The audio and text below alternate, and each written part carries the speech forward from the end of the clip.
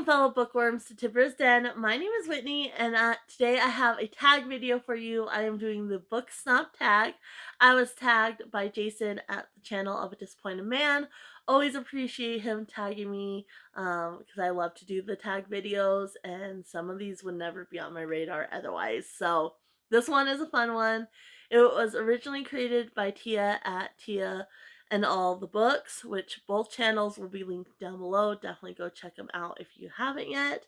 And this tag was created about 3 years ago, so a little late to it, but better late than never. And let's go ahead and jump right in. First question, Adaptation Snob. Do you always read the book before you see the movie? And honestly, I don't have a preference on this. There are a lot of movies that were on my radar that I watched that I didn't even know was originally a book. And so, I had no clue until recently. And other than that, like, if I read the book first, great. If the movie happens to pop up for me first and I watch it, great too. I really don't have a preference. To me, it doesn't really matter. And honestly, I know a lot of people are like, "Oh, the book's so much better. The movies always ruin the book and whatnot." But to me, I appreciate the movie for what it is, and then the book for what it is as well. So I really don't even compare the two when I do read a book and watch a movie. Like, I might look at the differences. Like, I recently read Where the Crawdads Sing um, in July or August, the end of July, beginning of August, sometime in there. And then I just watched the movie. And so I was kind of looking at the differences. Oh, like, this happened in the book, and I was telling my husband and such. But as far as like comparing them to each other, like, they're each what they are. So I don't really do that anyway, and it doesn't really matter to me. Number two, format snob, which I am a format snob, so this question is definitely calling me out. You can only choose one formation which to read books for the rest of your life. Which one do you choose? Physical books, ebooks, or audiobooks? And so I mentioned many, many times on this channel, I am a physical reader. I am very sensory, and so the physical act of holding the book, the scent of the book, turning the pages, really enhances the reading experience for me. I really, really struggle. I don't like ebooks at all. Like, I hate e-reading, and audiobooks are kind of hit and miss for me. I recently did listen to the audiobook of I'm Glad My Mom Died by Jeanette McCurdy, which nonfiction audiobooks hit a little different than fiction does. And I really did enjoy the listening to Jeanette McCurdy because it was nonfiction. It was like she was telling you her story. So that case, I preferred the audiobook, but generally speaking, I don't. And I listened to The Priory of the Orange Tree via audio, and really, really struggled with that one, even though I did enjoy the story overall. So definitely physical books for me. I already tried to stick to that. So 3. Ship snob. Would you date or marry a non-reader? And I don't think it would. I mean, I'm already married. And he doesn't really read so much nowadays. But he does have a collection of books and um does kind of know, certain books that I have no clue about. But to me, as long as they don't try to like snuff out my reading or get mad because I'm buying books or such, it wouldn't really matter to me, because I read for me. And so, yeah, it's fun to be able to talk, but like my husband and I, we have very different tastes. And so there's not a whole lot of books that we can share and talk about together.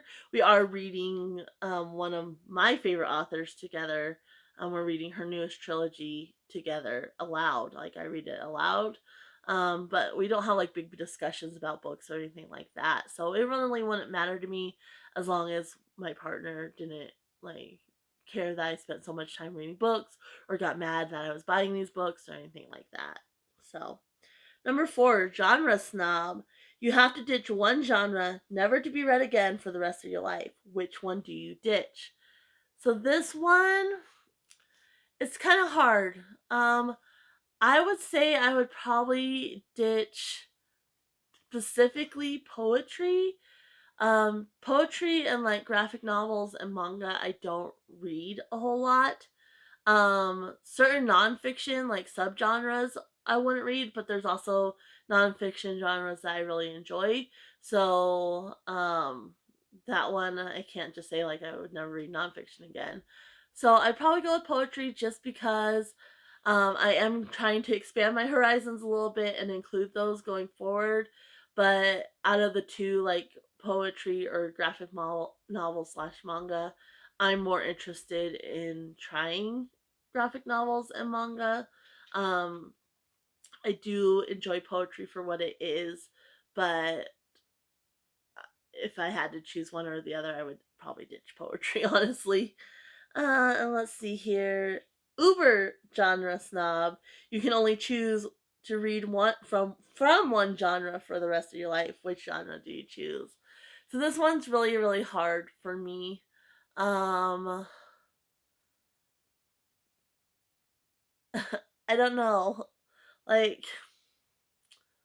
because Nora Roberts is typically classified as romance, and she's my favorite author.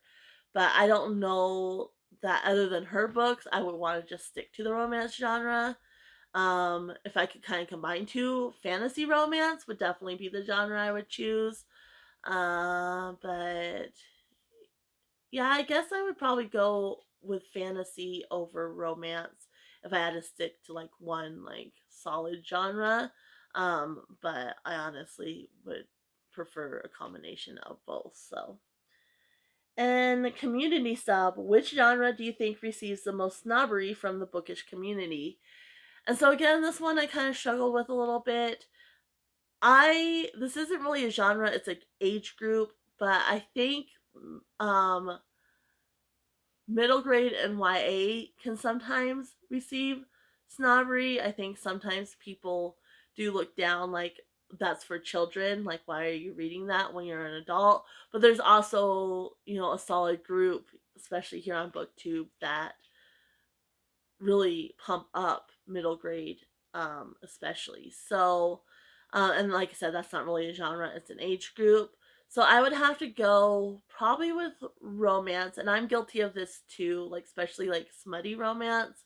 Um, I think people do kind of look down on it, like it's not a genre that is looked like as fondly upon, I guess, like it's kind of considered fluff, I guess. Which I'm kind of guilty of it too. Like, even though I enjoy my romances, like I enjoy a romance with a good plot, and so it's like smutty romance. It's like, does it have a good plot or not? Which I know a lot of them do, but so yeah, I would say romance. I'm getting a little bit too off track here. And number 7, snobbery recipient. Have you ever been snubbed for something that you have been reading or for reading in general? And I don't think I really have. I can't recall an instance where I have. But typically, I'm pretty like reading is for my enjoyment. Like, I don't really read outside the house, and I don't really talk too much outside, like here booktube. I mean, I have more recently, but I don't really recall a time I've been snubbed or anything like that. So I would say probably not. And then as far as who I tag, that was the last question. I'm going to tag Kelly at books I'm not reading because out of all the other booktubers I watch, I'm most interested in seeing her answers for this. And hopefully none of them have done this. I don't know for sure. But yeah, I tag Kelly at books I'm not reading. I'm going to tag Bekah at Bekah Books and Bujo. And then I'm going to tag Krys at Krys's Corner. So those are the 3 channels I tag. Again, they will be linked down below, so definitely go check them out as well.